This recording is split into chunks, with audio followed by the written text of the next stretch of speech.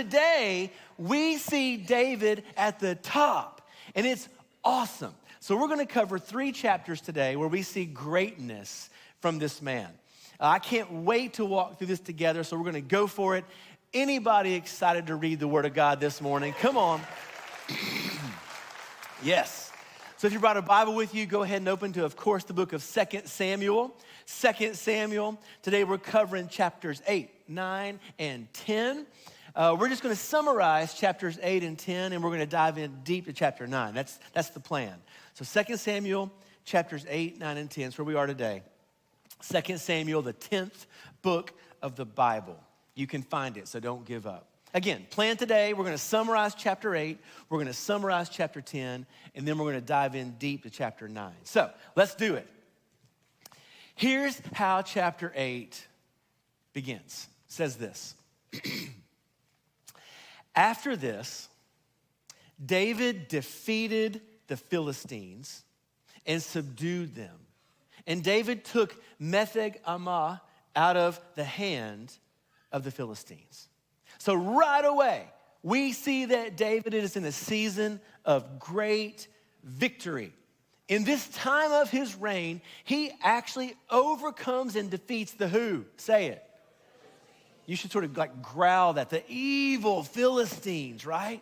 Now, he took this city from them. By the way, in case you're into this kind of thing, nobody is exactly sure what this city is. There's no record of this city with this name. The leading theory is that this is maybe a nickname for Gath, which was one of the main Philistine strongholds. But at any rate, do not forget how formidable and vicious the Philistines were. Don't just read over that real fast. This is clearly the hand of God on David's life. And if you keep reading down this entire chapter, here's what you see, that over and over again, David is defeating people. David defeated so-and-so. David defeated so-and-so. David defeated these people, on and on. And this is the theme for the entire chapter. So sometimes your translations, if your Bible's open or your phone or whatever, sometimes translations will put a little title at the head of each chapter. So many translations label this chapter David's victories. Isn't that nice? I also saw one translation that said David's triumphs. You get the idea. But the point is, David is winning. And it's clearly because God is working for him. Now, I don't know about you, but I have discovered a secret in life. It is more fun to win than to lose. Anybody? I mean, I've got 5 kids, and they all went through the little, the stages of life where you play all these sports, and at a certain age, they don't even keep score. Men, do we like that? It's like, what's the point? Really? Like, listen, then later in life, they begin to keep score, and it begins to matter, like big time. And there was one season that one of my kids went undefeated.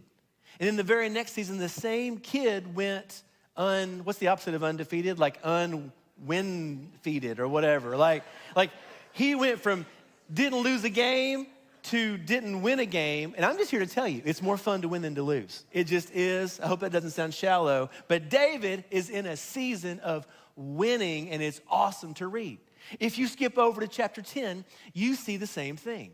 Again, we're just summarizing here, 8 and 10. But if you read through chapter 10, you see again that God's hand is upon David's life. And it's like everything he touches turns to gold. So here's the setup for chapter 10. It says this. It says, after this, the king of the Ammonites died, and Hanun, his son, reigned in his place. And David said, I will deal kindly with Hanun, the son of Nahash, as his father dealt kindly with me. So David sent by his servants to console him concerning his father. And David's servants came into the hand of the Ammonites, or the land of the Ammonites. So here's what's going on. The king of Ammon dies, and David's heart goes out to his son, Hanun. David himself has experienced loss, and David wants to bless and comfort this prince over the loss of his father. This is an uncommon kindness. Kings don't do this kind of thing back in those days, but David does. David has the heart of God. And so David wants to console the prince and his people. However, the plan doesn't go well. If you've read this chapter before, you know the leaders of the Ammonites, they suspect that David's trying to trick them.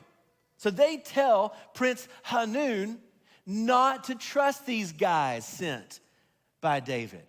And get this, here's what they do. Look at verse 4. It says this. So Hanun took David's servants and shaved off half the beard of each and cut off their garments in the middle at their hips and sent them away. The Ammonites capture David's servants and shave off their beards. Now, for those of you who've never had the luxury of a nice, thick, luscious beard, let me tell you, if you sneak and cut somebody's beard off, like while they're asleep or something like that, it's just not a good thing. Like, it's embarrassing. It's even humiliating. They look weird, right? Like different, almost like their face is naked now or something. It's just weird. And the only thing worse than shaving someone's beard off is shaving off half their beard. That's like the worst of both worlds. You got that weird naked look and it's an obvious accident. Like, it's not what you meant to do. This is bad and embarrassing. But as if that wasn't bad enough, they also cut their clothing all the way up to the hips. Don't even try to picture that. Just don't picture it. But in short, this was humiliating. Even in our day, this would have been humiliating, let alone in their day. Not a good move, Ammonite losers, right? They soon realized they've made a huge mistake. They've made David really, really mad. And so what do? Well, verse 6. Now, here's what you would think they would do. You would think they would apologize, get on their hands and knees and say, I'm so sorry, king. But look what they do in verse 6. They do the opposite. When the Ammonites saw they had become a stench to David, the Ammonites sent and hired the Syrians of Beth Rehob and the Syrians of Zobah, 20,000 foot soldiers, and the king of Maacah with 1,000 men, and the men of Tob, 12,000 men. So they knew they blew it. So they went out and they hired a lot of help in preparation for a battle against David. They were determined to defeat David and the people of God. They were going to ensure victory. I mean, that's a lot of people. So what's going to happen? Will these combinations of military powers overcome David and Joab and God's people? Well, we know the answer to that. The answer is no. They will not defeat David because God is with him. And if you keep reading the rest of chapter 10, you see how it all plays out. It's an incredible victory, once again, a miracle, an incredible victory again for our man, King David. This is why I love chapter 8 and chapter 10. It shows, get this, not David's power, but whose power? Come on, God's power at work within David. God plus David equals victory. Big God plus little David. That's a recipe for victory. And you know, it's scenes and stories like this that motivated David to write so many of those psalms of praise to God.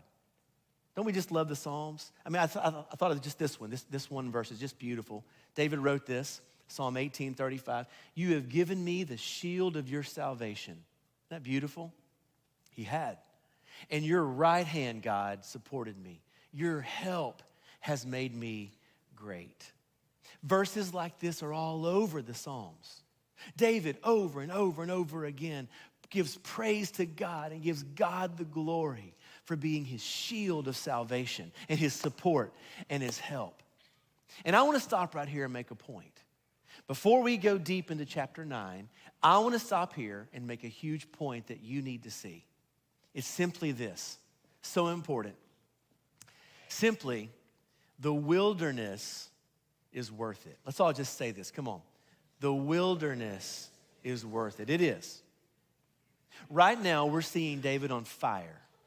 He's at his height. These are the best of days. He's winning at everything. It's just awesome to see. But Trinity, we must not forget.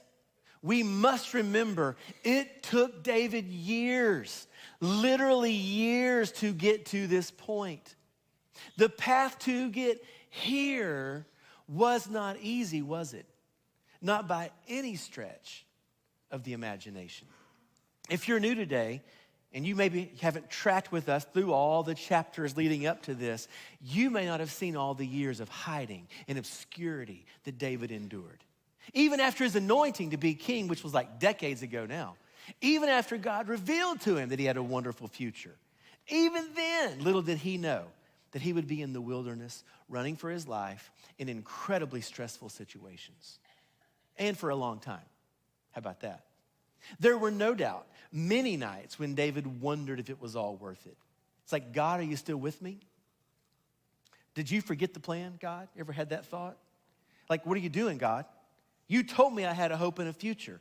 Where's all that talk now? Ever prayed one of those kinds of prayers? My guess is that literally everybody in this room has been in a time like that at one point or another in life. Maybe some of you are even there now. And I want to make sure you leave here today encouraged, reminded that God knows what he's doing in your life. Of course, it doesn't make sense. If it made sense, it wouldn't be hard, right? But you've got to hold on. You've got to keep your faith strong in the Lord. It's just a matter of time until he works for you. You know, you could make the case, this whole idea, that this is one of the major, most important themes in all the Bible. You can make the case that the very purpose of the Bible, one of the big purposes of the Bible, is to help us suffer in hope rather than give up in despair. It's almost as if the Bible is a spiritual survival manual. You ever thought of it that way? I mean, from cover to cover, you see, remember like maybe 10, 15 years ago, those How to Survive books came out? Those little survival manuals, like, it's the coolest thing ever. Like, how to survive a runaway car. And you could just like, oh yeah. How to survive if you get bitten by a poisonous snake and you're 5 miles from a hospital. Like, it was just, those survival books were the thing of greatness. Listen to this. That's, to some degree, what the Bible is for us. It is a survival manual. It teaches us how to have hope in the middle of despair. And again, from cover to cover, you see it. Abraham suffered, didn't he? Yet God delivered him and caused him to rise. Joseph, in the book of Genesis, the same. God's people in slavery in Egypt, they went from slavery to dramatic delivery. I think about Daniel. Remember Daniel? Suffered but overcame. I think of Jesus Christ himself as he walked on this earth. I think of Paul. And then, of course, I think of the book of Revelation. The reason the incredible last book of the Bible is given to us is to help us have hope as we suffer and as we wait. People, I'm telling you, the wilderness is always worth it in God's way of directing our lives. You can trust in Jesus in your hour of pain. And besides, think of it this way. How good is a story without a dark spot? Like, you ever thought about that? Like not a very good story, right? I was watching a movie a few months ago, and it just seemed like it went longer than usual at the beginning before introducing a problem. It just seemed like it went longer than movies usually go before introducing a problem. Just all roses and flowers.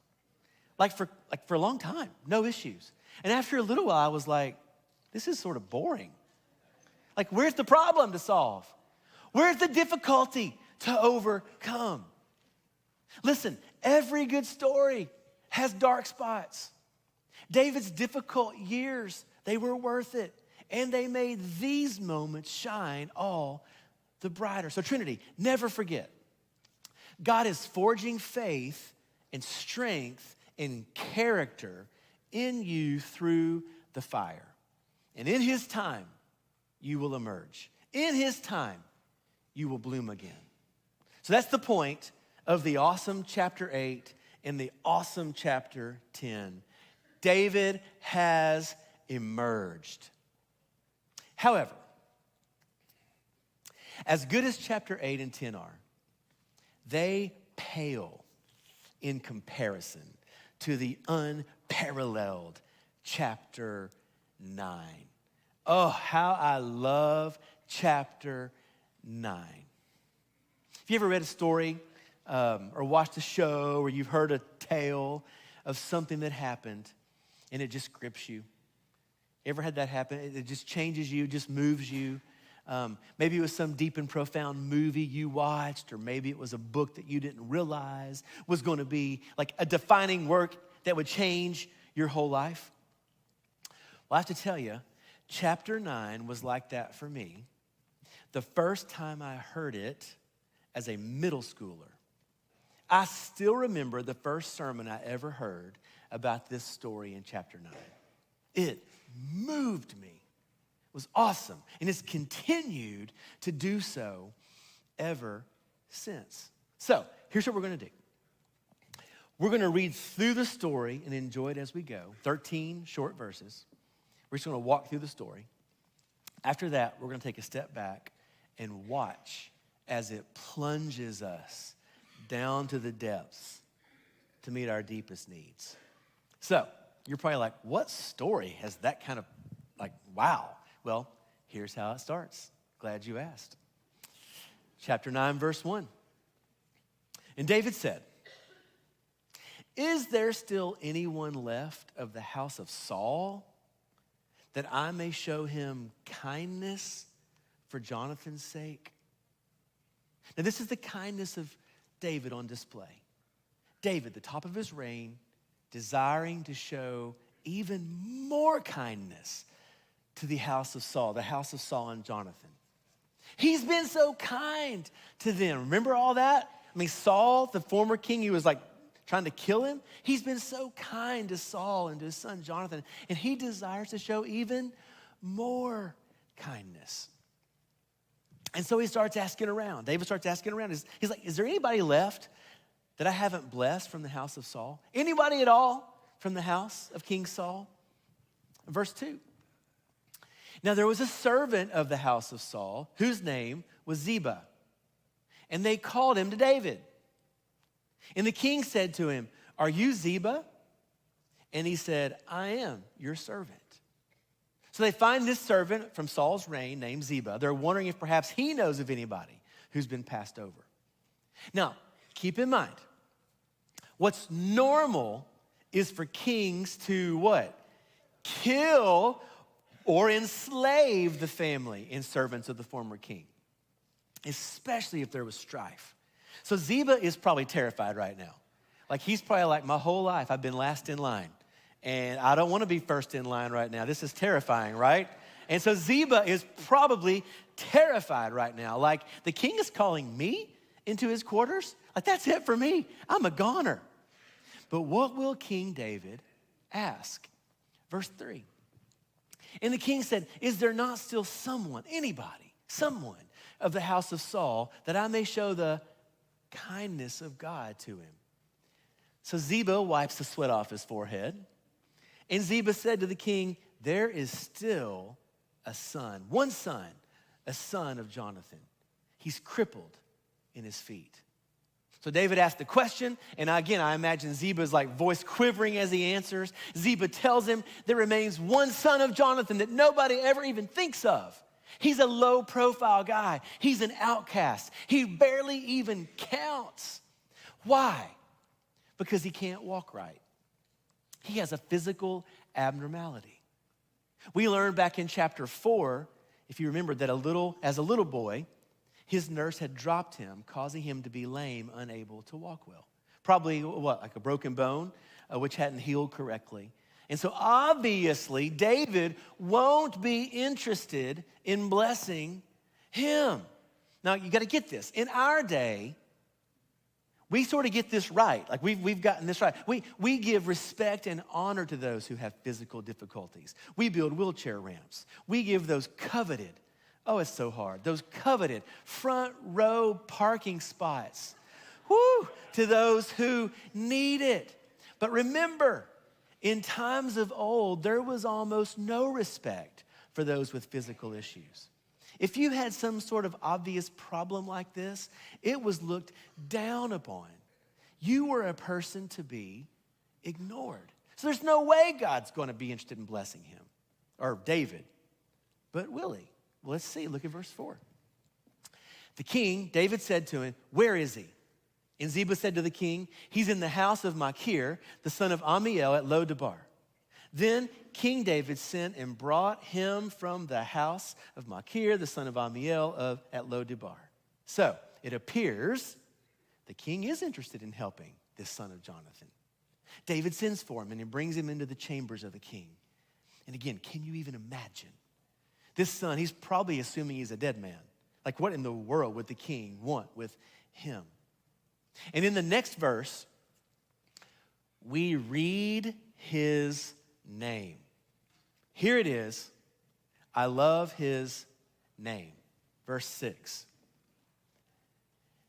And Mephibosheth, the son of Jonathan, son of Saul, came to David and fell on his face and paid homage. And David said, Mephibosheth. And he answered, behold, I'm your servant. Now, people, let's just admit right now, this name is a mouthful. Can we just so you can share in my difficulty here, can we just all say it together one time so I can make fun of y'all as well? Ready? Here we go. Mephibosheth. No doubt, this is one reason I never forgot that sermon as a middle schooler all those years ago. Hearing the preacher say this man's name over and over again, it was actually pretty funny, and now here I go, right? It's my turn. But David sort of shouts his name, says it with emphasis. And Mephibosheth is no doubt assuming the sword is coming. Like, this is the end. Death to all the sons of Saul. But verse 7. And David said to him, do not fear. Do not fear, for I will show you kindness for the sake of your father Jonathan. And I will restore to you all the land of Saul your father. And you shall eat at my table always. This brings tears to my eyes every time I read it. Man, just a picture in a move that nobody else would have made. David reverses the norm and he blesses this man.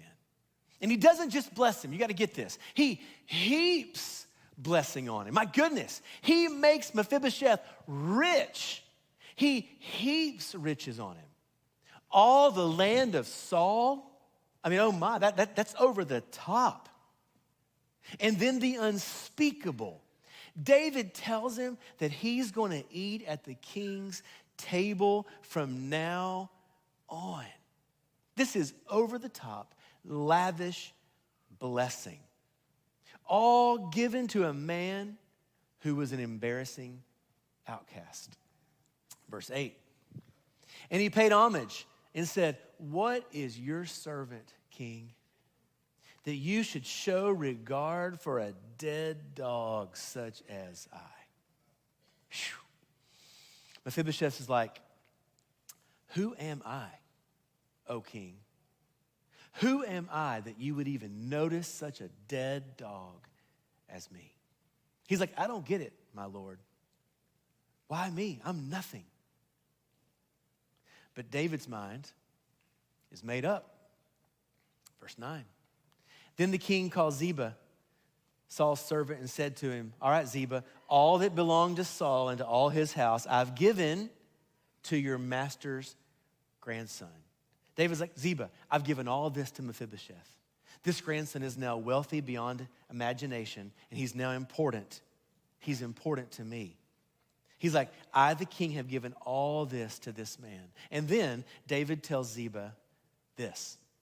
He says this. He says, and you, Ziba, and all your sons and all your servants shall till the land for him, shall bring in the produce, that your master's grandson may have bread to eat. But Mephibosheth, your master's grandson, shall always eat at my table. Now Ziba had 15 sons and 20 servants. So David's like, Ziba, I want you and your household to serve Mephibosheth the way you served King Saul. You and your 15 sons, your 20 servants, you all work, bring in the food so that Mephibosheth will have plenty always. Oh, in addition to this, never forget, he's always going to eat at the king's table. It's incredible, isn't it? Look at verse 11. Then Ziba said to the king, according to all that my lord the king commands his servants, so will your servant do. So Mephibosheth. So Mephibosheth ate at David's table like one of the king's sons. Whew. Ziba seems honored to fulfill this command. So there's that.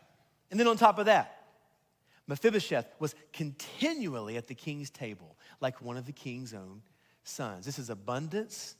This is extravagance. And verse 12 says this, and Mephibosheth had a young son whose name was Micah, and all who lived in Ziba's house became Mephibosheth's servants. Trinity, think about this. A man who once had little now had servants, and lots of them. And he had a son. In other words, this man was blessed. Then the final verse, like a summary verse, the very, very last verse of the chapter, it's like a summary, verse 13. So Mephibosheth lived in Jerusalem, for he ate always at the king's table. Now he was lame in both his feet. When you read verses like this, you should ask yourself, why are things like this? Why is this last sentence here? Like, we already knew this, right? He was lame in both his feet. I think the writer of the book adds this last sentence simply because he is stunned. Whoever wrote this book, the book of 2 Samuel, the author is stunned at this story, blown away by this. And so as a summary, he makes the point again, just to make sure you see it. Here was a man who ate continually at the king's table, who was broken, unable to walk, crippled in both feet. This kind of stuff never happened. A great king and a low-level deformed man eating together. Unbelievable. But this, my friends, was the character of the greatest king the people of God ever had, David. And the question of this story is this. The question becomes, how can we emulate David in his kindness? No, we're not kings, but we are the people of God. Can I get an amen for that? We are the people of God. And we do love other people, especially those who are down and out. It's what we do, right? And so I want to challenge you for a few moments. Who is in your life? Who might God place in your life that you need to bless? Ask yourself, is there somebody in your life that you need to just start being over the top good to? Maybe somebody who doesn't even deserve it. Someone no one else even thinks of. I'm telling you, if you start with that mindset, with this kind of awareness, if you begin to cultivate this awareness in you, you can literally change somebody's life. This is unbelievably powerful. I want to challenge you. Start a new habit in your life. Train yourself to begin looking obsessively for Mephibosheths all around you. They may have a shorter name. Praise the Lord if they do, right? But begin to look for people like that. Train yourself to have eyes to see them. When I first became a Christian at age 11, I got to tell you about this. This is one thing in particular God began to burn inside of me, even from an early age. The ability to see people around me who were hurting and in need. As I was preparing for this message, a guy came to my mind that I went to school with back when I was a kid. Like, I hadn't thought of this guy for years, but he just came to my mind. And so what did I do? What do you do when someone comes into your mind you haven't seen in a long time? You Facebook stalk him, right? Come on. I Facebook stalked him, tried to find him on social media, and I did. It nearly brought tears to my eyes, like I haven't seen this dude for like 30 years. But when we were young, here's what he was like. He got made fun of a lot. He had long, stringy hair back when no guys had long hair. He had this nerdy look, wore glasses, and I think they were taped together in the middle. I don't know for sure. That's my memory. I may have made that part up. I don't know. And for some reason, this guy seemed to always have a cold. Like he blew his nose all the time, except he wasn't good at it. Which meant he regularly had like gross stuff in and around his nose all the time. Like it was terrible. Not a popular kid. Oh, and did I mention this about my friend? His parents had given him a really odd, weird name. Now, I'd better not tell you what his name was in case by some chance he ever watches this someday. You never know, right? But I don't want to embarrass him. But his name was like weird and girly. So the point is this, the poor guy had no chance. He was the person everybody made fun of and put down at school. But as a Christian, God had put it in my heart to befriend him and to help him. And so I did. I got to tell you, it wasn't easy. What I learned in those days was fascinating. He had built up such a hard shell, like no doubt protecting himself, right, from all the hurt, that he didn't even appreciate my kindness at first. He didn't know how to even process it. But over time, to this day I still remember, over time, here's what happened. Slowly, he became a real person, if you will. His shell softened. We became friends. His sense of confidence rose simply by virtue of having a good and true friend. And over time, he left his role as the class punching bag and became confident and normal. Now, why do I mention that little story? To give you an example of how you can help people all around you in your everyday life in small but powerful ways. God's will for your life is to save you and then to use you to help somebody else. You realize that, right? That's why you're still here on the planet, to pour the love of Jesus onto other people. So Trinity, here's the question. Who is your Mephibosheth? Ask yourself that question. And be ready to help someone that nobody else is helping. Maybe it's that nerdy guy at work. Maybe it's that odd girl who has no friends at school and sits alone at lunch. Who is it? I'm telling you, this is a beautiful way to live your life on mission. It's incredible being the one God uses to bless somebody unexpectedly. I recently heard one of my kids, overheard one of my kids say something that just blessed me. Somebody had reached out and texted her to ask if she could help this new person get connected with friends and such. It was a new kid. And she said out loud, she was like, awesome, I can't wait for my next person to connect. And I was like, wow, that's awesome. So listen, let us live like this. This is living like the great King David lived. Oh, but Trinity, there is one more lens to this story. Goodness gracious, this is good. I hope if we had seat belts, I would tell you to fasten them right now. You better just hold on to the front of that pew. There's another reason this story is incredible. I bet some of you have already seen it. What we've just read, this story, it's such a clear picture of the gospel that saved us. This story, Mephibosheth, it's a perfect parallel to whose story? To our story. Those of us who belong to Jesus, those of us who are saved, probably most of us in this room, the story of Mephibosheth reminds us of how we were saved. Get this, don't miss this. This is the good stuff right here now. Get this. The deepest meaning of this story, the deepest part is not that we're David's looking for Mephibosheths.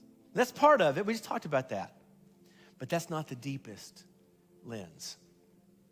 The deepest meaning is that we were Mephibosheth, and God found us. You see it?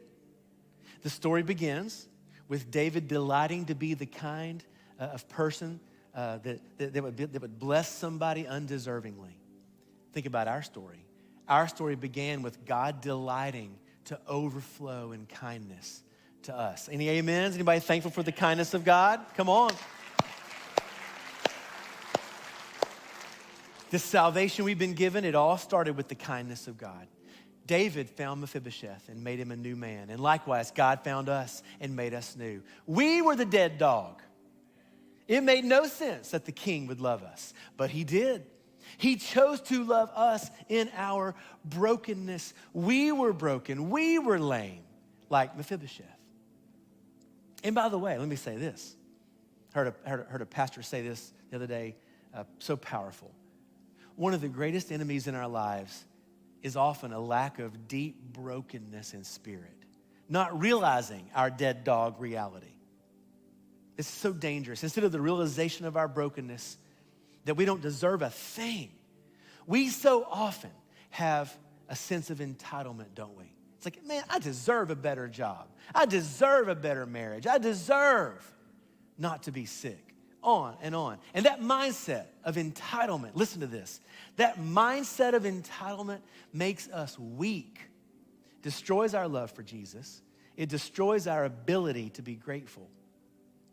But along comes God, and he absolutely lavishes us with riches, like embarrassing levels of riches. It's over the top. Isn't God good? It's just over the top. But the best of all, get this, oh my, get this. The best thing of all, whew, I'm gonna get excited in a second. Now we get to sit where? At the king's table. That's incredible. We get to sit at the king's table. We now have access to the king's table. And here's what blows me away. It's what has caused me to explode in worship this week as I've pondered all this.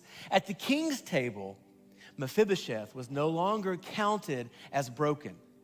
At the king's table, he was no longer labeled broken or lame. He had a new identity. And is that true of us? You better believe it is. It's true for us as well. At the king's table, we're no longer declared lame and broken. Instead, we're given a new label. And here it is, child of the king. Can you just give him some praise right now? Come on.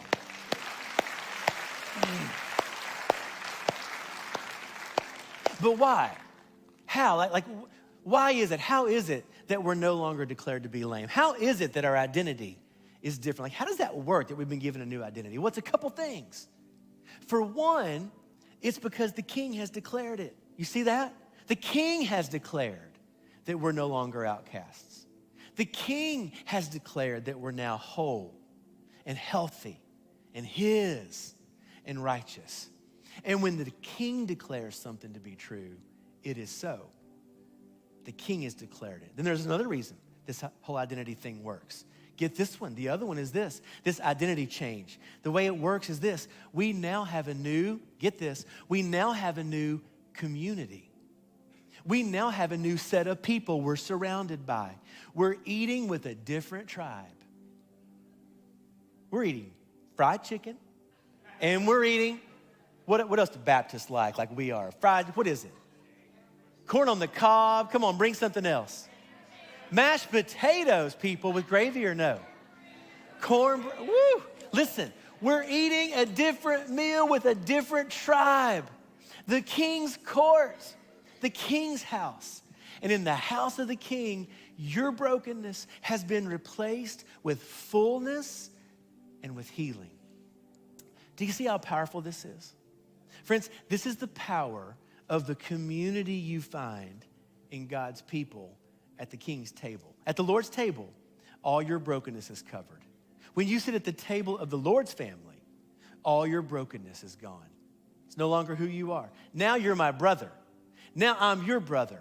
Now you're my sister. We're family. Now everything is different.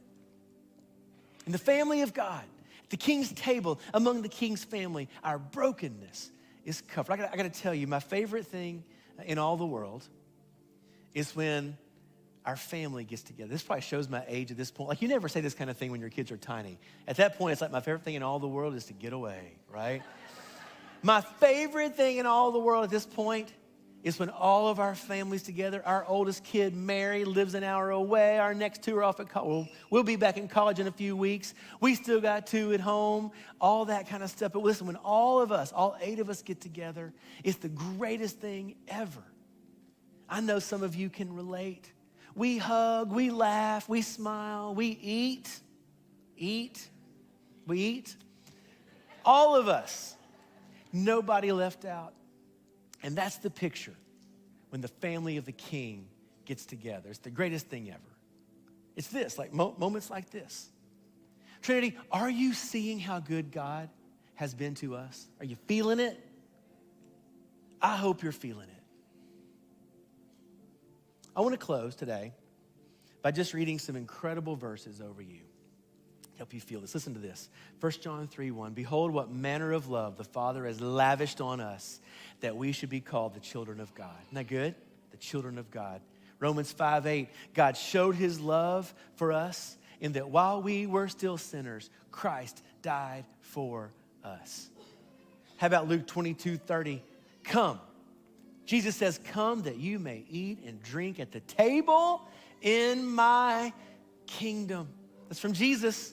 An invitation from Jesus to us. Come and eat and drink at the table. Here's one more. This one's good. Listen. Revelation 22:17. Jesus says, let the one who is thirsty come. Let the one who desires take the water of life. He's like, are you thirsty? Do you wish you had that food and drink at the king's table? Well, then come on. You've got a seat here. So today, come. Taste and see that the Lord is good. We should be the happiest and most joyful people in all the world because we sit at the king's table.